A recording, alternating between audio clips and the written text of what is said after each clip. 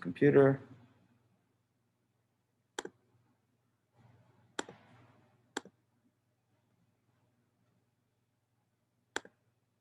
Okay, so let's bring that up full screen and begin.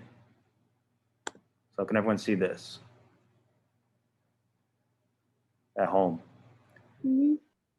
Yes, okay. Yep. Those, yes, all right.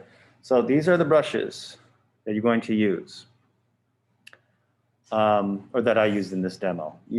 Not all of you will have these brushes. It's a good idea to pick some of them up. Over here on the left we have, can you guys at home see my mouse? Yeah. Okay, good, perfect. These are my old oil painting brushes, actually from college. Hog-hair bristle, so that's a Filbert. Any of you guys have Filberts?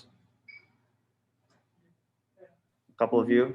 Those are like your flat brushes, but they don't have those hard edges. So you can put a lot of paint down with broad strokes and you don't get those sharp edges. So it's better for rendering organic things. In the middle, I have my round brush, which I typically use for smaller paintings. But this one's a liner. I know I asked about it last class. And that is for lettering, little branches, and really fine lines. And it gives you a lot of control because the bristles are so tall. It's almost like using the smoothing function in Photoshop. And you'll see in the demo. This is really tiny, a small fan brush. We'll be using that for things like waterfalls and little trees and highlights. This is a medium size to large fan brush. So we'll be using that for the major forms, like ripples in the water, things like that, and trees. So those are the brushes. This is the drawing. This is a drawing I did of a waterfall, some rocks, a couple trees, just very basic, simple drawing. I covered the back with graphite and I transferred the drawing. That's why the lines are so unusually dark and the line quality is really awful. But that was transferred onto the board you'll see behind you, which was covered with walnut ink. So this could very well be covered with like watercolor, Van Dyke Brown or something like that. The walnut ink was just, a little more convenient and consistent. I didn't have to mix anything. So I just threw that down there. I love walnut ink, so I use it all the time if I can. And here's just a mixture for the sky because I always paint from the back to the front. And that's a mixture of phthalo blue and a little bit of black to make it gray. So I was going for a sort of an overcast sky. Then I added some white to it, just to make a little haze at the horizon. And that's going to be covered soon. But now I'm just blocking in some of the rocks with a little bit of black and burnt sienna. And I'm showing you how to block in some of those rocks with the palette knife and the brush and the difference between the two. You can get a little more precision with the brush. And then I work from that darker area to a lighter area with a watered down version of that color. And here I'm just further adding in some more undertones and shades, almost like an underpainting, but since I'm using acrylic, I'm just blocking in these really flat tones of color and dark, because when you work with acrylic, almost always you want to work from dark to light. That's why even those waterfalls is going to be very, very light at the end and nuanced and textured. I want that darkness in there so you can see that those white rapids and that turbulence falling over and spilling over the edges. I'm painting the bottom there where the water touches that little pool. And I'm getting it a little watery because I want there to be some sort of water effects or some suggestions of rocks underneath that you can see through the water. And that's very simple because you just add a little bit of water to the mixture at the end. I showed you my fan brush, which I wet so that it has more fingers. And what I'm doing is just pulling across and pulling down at the waterfall so I can get some little streaks and strokes, and pressing down, adding pressure in certain spots to add a little bit of variety to that waterfall and the spilling water that's falling down. And that's just a little phthalo blue mixed with white. And you see how the fan brush is really, it's almost like painting with 10 brushes at once. It's really easy to render some cascade effects and things. And there was a little bit of wet paint in that blue mixture before I started brushing in that white. But I didn't dry it completely because I wanted a little bit of blue to mix with whatever I was putting down when I was putting down that white. So it was okay that some of it was still wet. And now I'm switching to the lighter fan brush where you see how I'm sort of peppering in some little, billowing waves and things where the waterfall is hitting some rocks behind it, or you can imagine that there's a undulating surface behind it. And this method differs when you use something like oil or watercolor. From medium to medium, it'll look a little different. When you're using acrylic, I really like it because you get more of that spray effect, where when you drag the brush across, you get a little bit of that dry graininess, and that creates a little bit of a spray effect, especially on the sides of the waterfall, which is what I'm doing now, where there's some mist. And when you turn the brush, you see that it's easy to get into the corners, adds highlights, and then really get some nice variation in your brush strokes of spray and mist. When it comes to painting landscapes, no matter what the brush is, it's all about the order in which you do things. That's why I'm not painting the rocks next to the waterfall or in the waterfall first. I'm painting the waterfall, and then I'm going to paint the rocks that are inside there afterwards, and the rocks touching the waterfall afterwards, so that if any of the spray of the waterfall covers the rocks on the left side there, then it's going to be easy for me to just go over it later and completely cover it. So I added a little bit of turbulence in the water beneath, and now I can paint those rocks on the side because I could just paint right over whatever white strokes fell into that area where there's supposed to be some crags and rocks and things. So now it's a little hard to see because there's a little bit of glare, but it's basically the same color that you see on the right side, which is just a simple underpainting base coat of brown, and that brown was a mixture of sort of jet black with some burnt sienna. So there's a little bit of that here, and you can add a little bit of green to indicate that there's some moss growing on there. But I want this to be very, very opaque and thickly painted. Not like the other side where it's darker and opaquer toward the bottom and a little more watery and free at the top, where I'm going to put some foliage later. This one's closer to us. It's darker. There's higher contrast. And I want it to be very, very opaque so that it's a solid concrete object that's closest to us in the composition.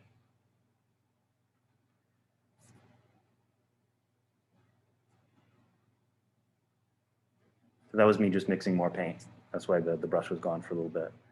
So I had to mix a little more paint to fill up that spot, but it's a fairly simple mixture. And this is a very good way to paint with acrylic, where again, you're starting with your darks, then you work to your mid-tones, medium tones, and then you add your highlights. So I started with sky, then rocks, then waterfall, and then painted this special little set of rocks in the foreground that I don't want covered with too much mist. Some rocks in the water, and then I'm going to paint some rocks in the waterfall that are sort of peeking out, where eventually I'm going to make some mini waterfalls. So that it looks like they're cutting through the waterfall and opening like a sort of a curtain, a stage curtain in the waterfall. And think of a waterfall as like a cascading piece of drapery. That's basically what it is. If drapery were liquid, it would do the same thing. And drapery is a very fluid form. So that's why I have all these little undulations and billows and things and sweeping forms that go from left to right, bouncing along all sorts of rocks and things. And of course, in the beginning, this is going to look, pretty rough and basic, but that's the nature of acrylics.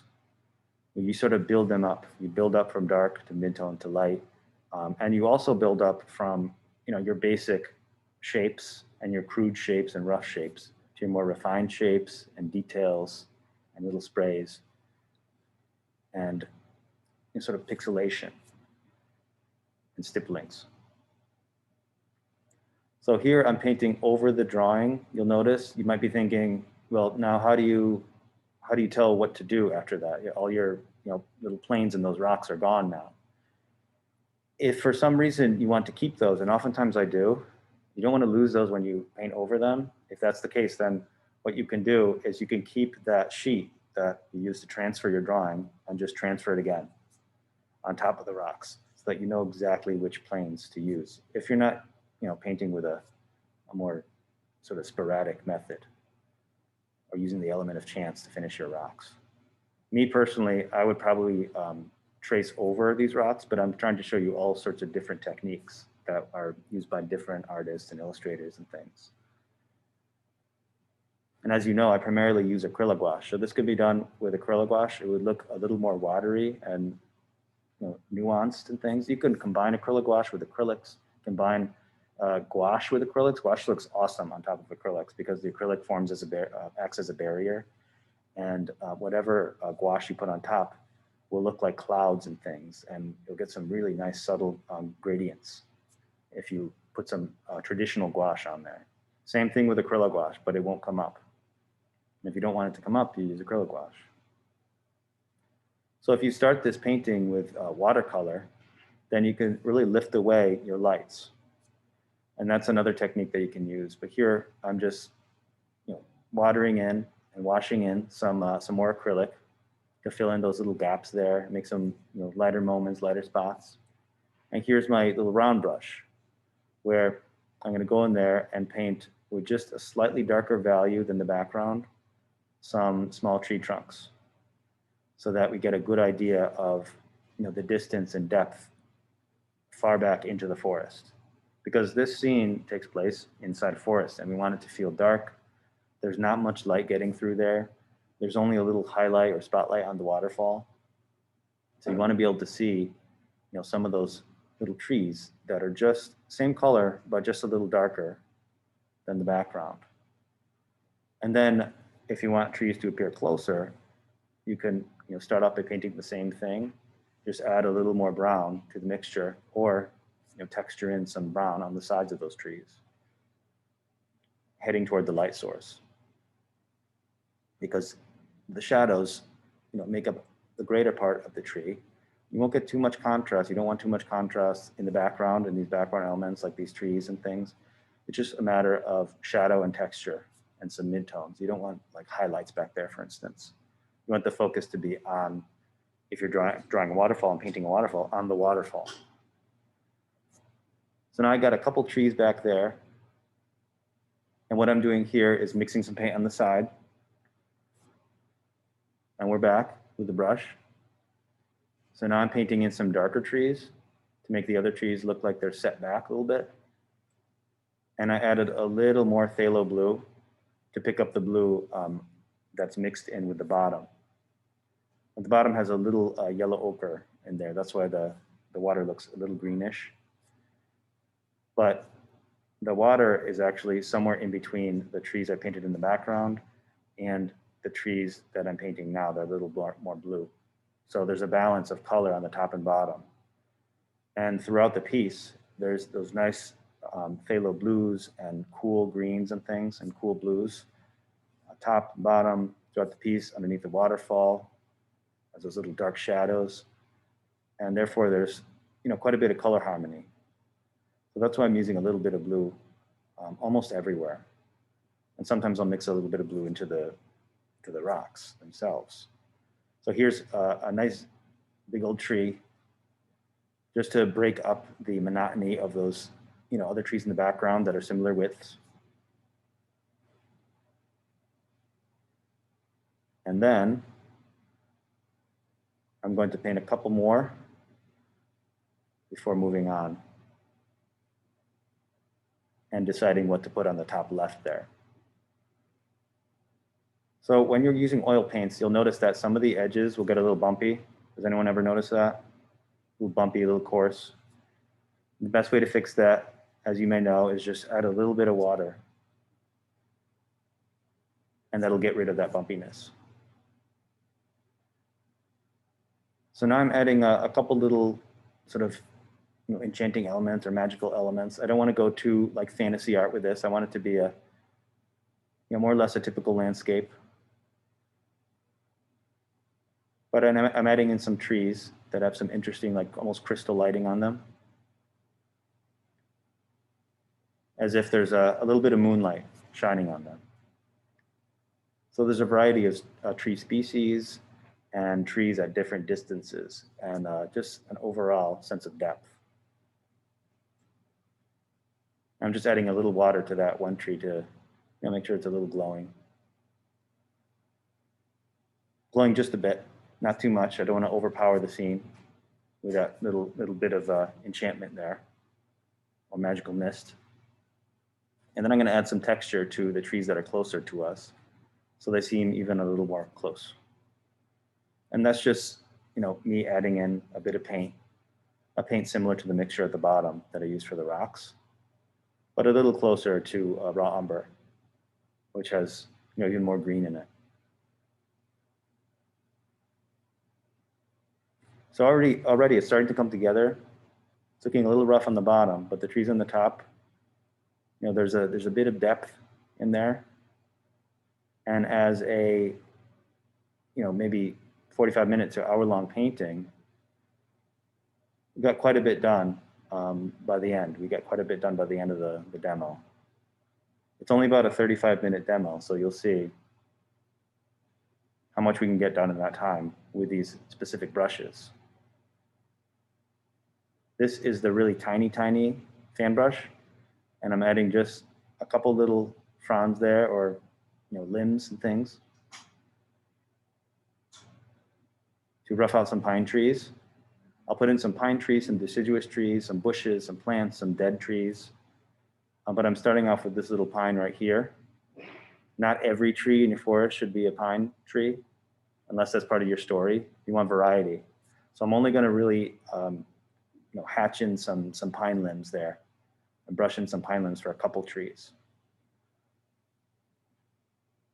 And you could take the value of the trees in the background and brush in the same textures for those as well, if you want the trees in the background to be pine trees too.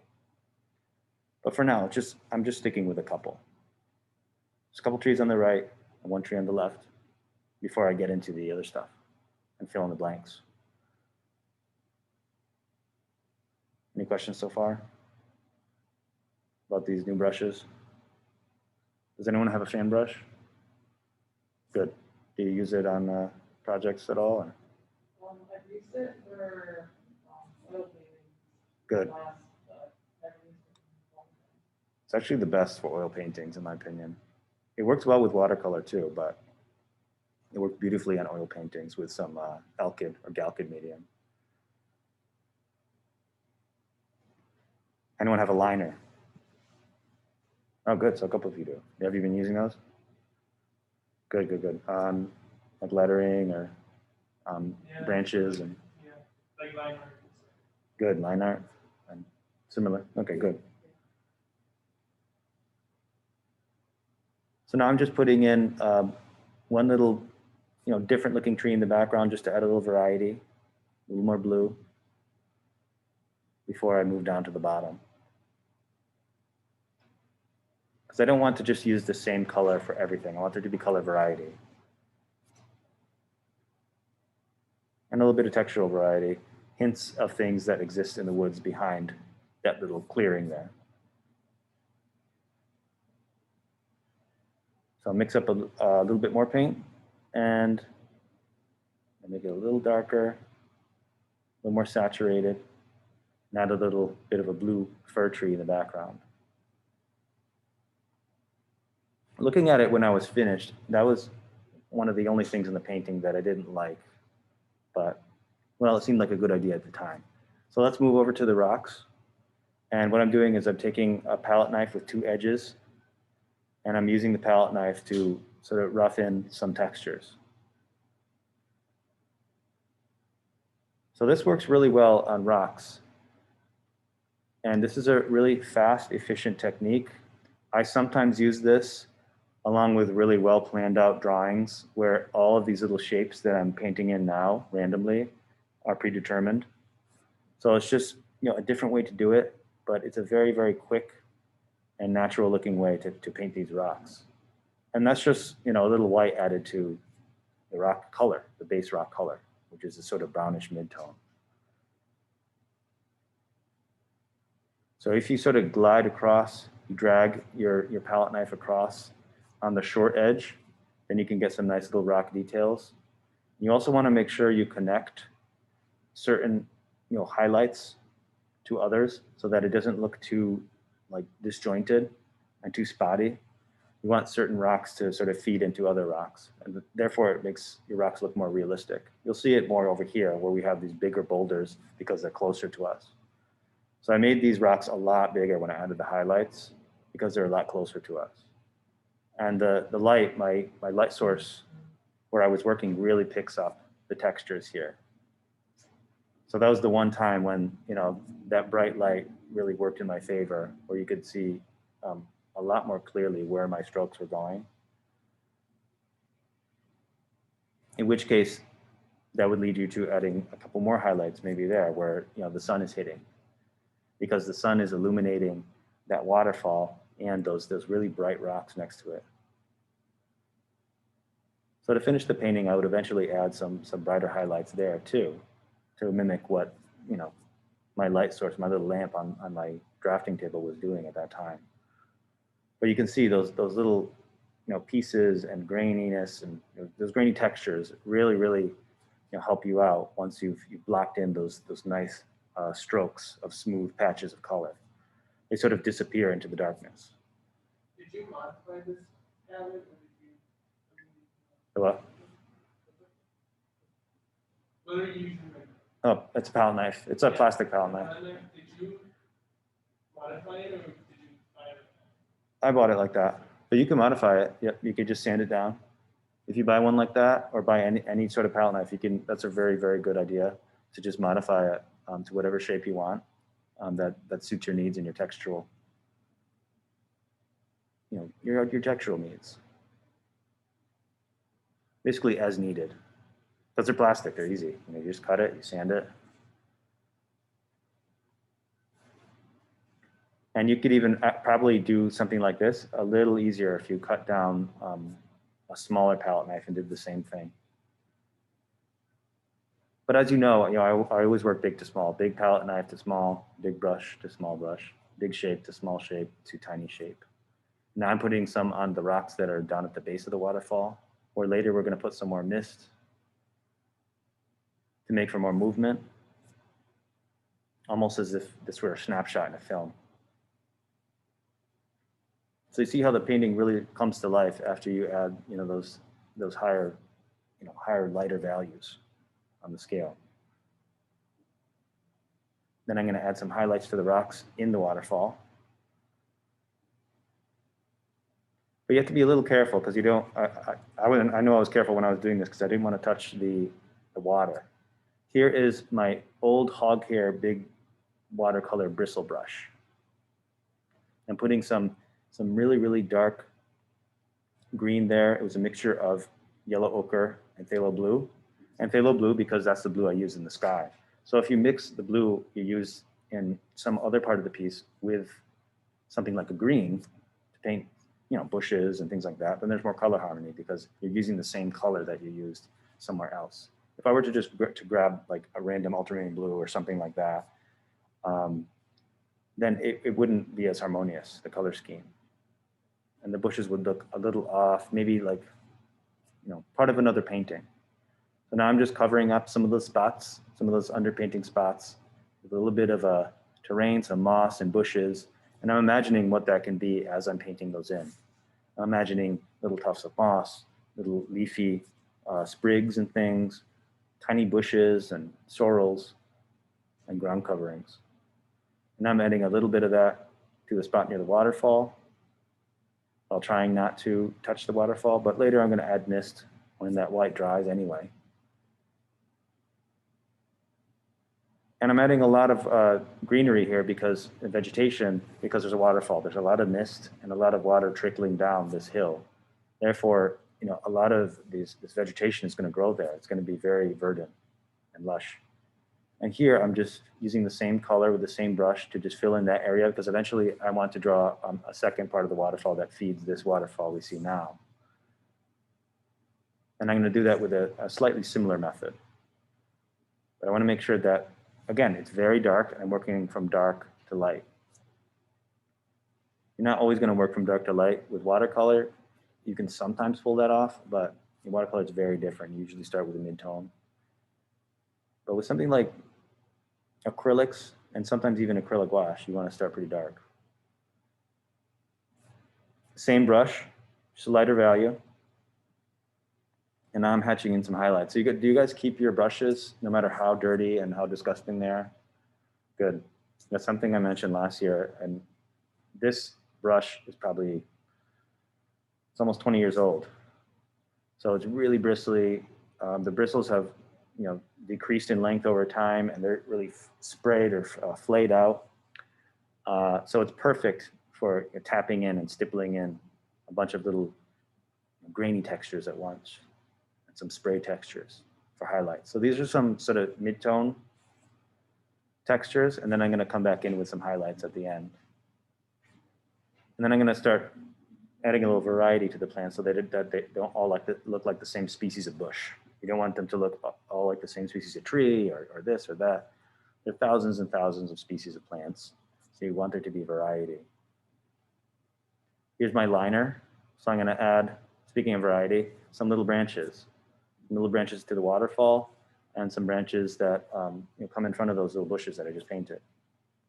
Get a little bit of that brown color that I use in the rocks, but a lot more black. You'll see that the liner brush, again, it's like using smoothing in Photoshop. It really helps you control your mark making. A lot more control for this type of thing than you would have with like a round brush or a flat brush or any other brush. And you can make these really, really long lines. It holds enough paint for you to carry out a line, most of the time from start to finish if you load up your brush properly. So that's going to be pretty wet and dark, but then when it dries, it's going to be a little lighter. Keep that in mind that, again, acrylics, as you probably all know, dry lighter, just like acrylic wash. So I'm adding a couple little branches up there, some variety, textures. I'm painting right over the tape because I know that I can just peel it off eventually and everything will come out. And you want to make sure you add enough little twiglets and twigs to the ends of your branches. You don't want them to just look too generic. Every tree, if you look outside, I wish we had a tree right there in the window, has these little capillary-like branches at the ends. So make sure you don't forget about those and you add those in, because that's one more little nuance that makes your piece that much better. It adds a little variety. If you think of a classical song, in the background, there's always like a little flute or something faintly playing. That's what I compare it to. And that makes the song that much better and that much more immersive or atmospheric. Adding these little nuances and little attachments to the ends of the branches, little twigs that look like capillaries or veins. And notice how I'm putting these in front of the waterfall because there's so much contrast there that it's going to be a great spot for these, little twigs and textures. Great for that variety, that principle of variety. This one's going to be a little mangled. That's the last one I'm painting here. It's a little hard to see because of the glare, but you see how much that does for the waterfall, and it brings that rock formation in front of the waterfall forward just a little more.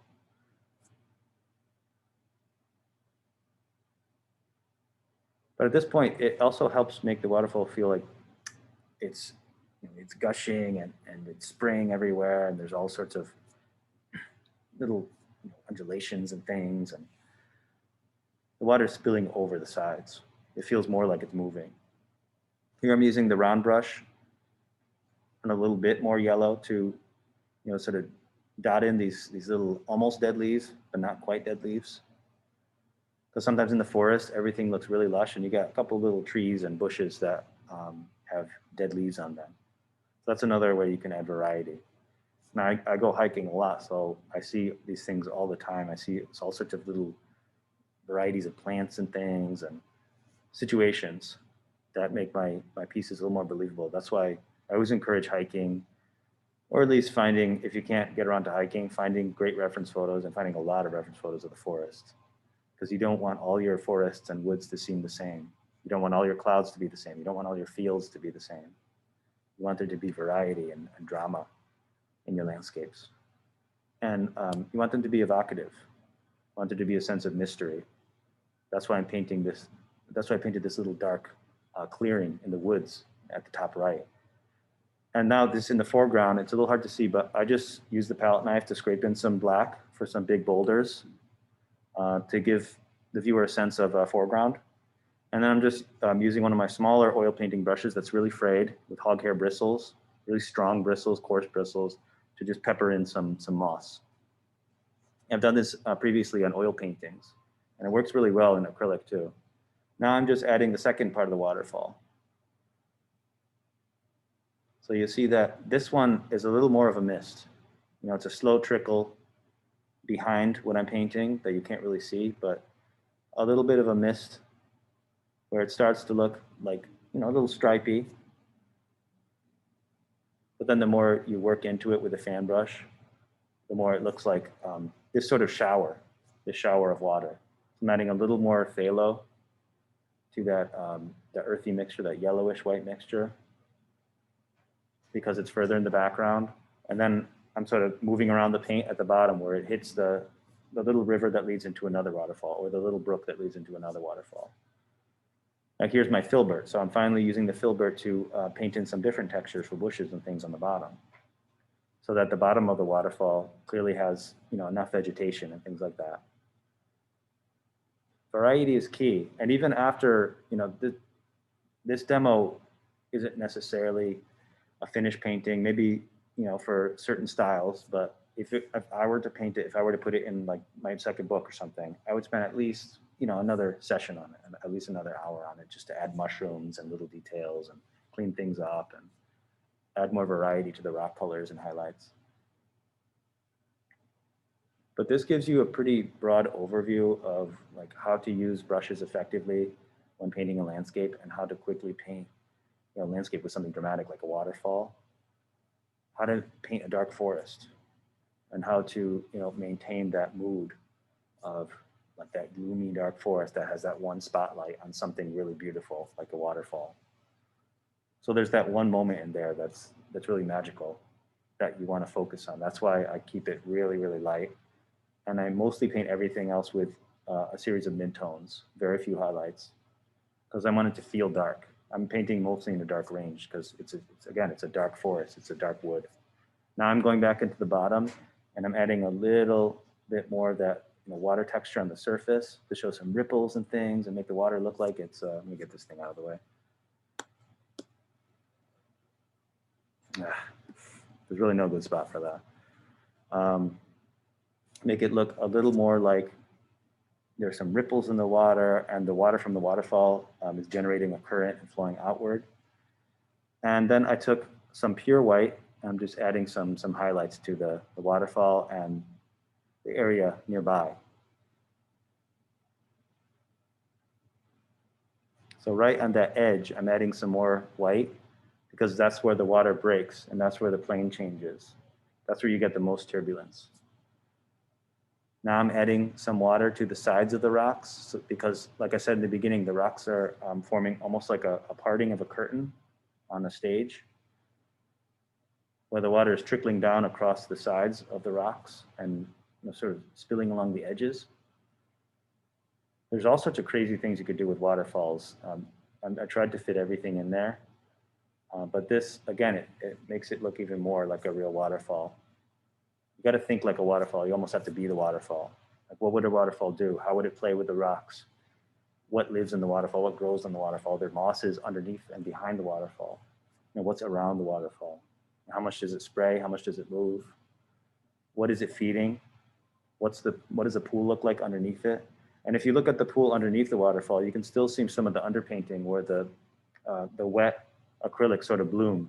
But that indicates that there's some sort of rocky texture or boulders under the surface of the water.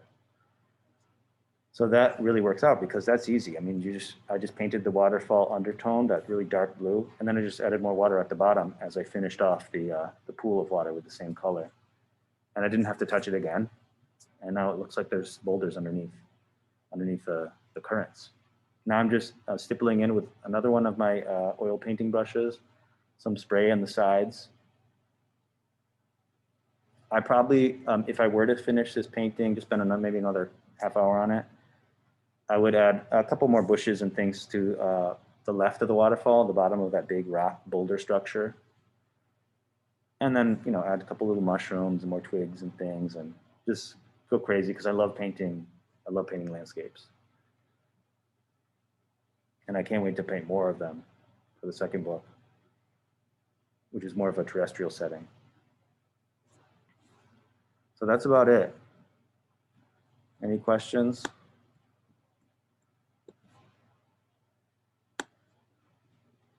Any questions about the demo?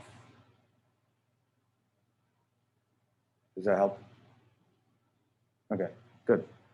Is anyone going to buy some of these new brushes if you don't have them already, maybe? Or at least ask for them for a holiday or for a birthday? It's really good to have a variety of brushes, just in general.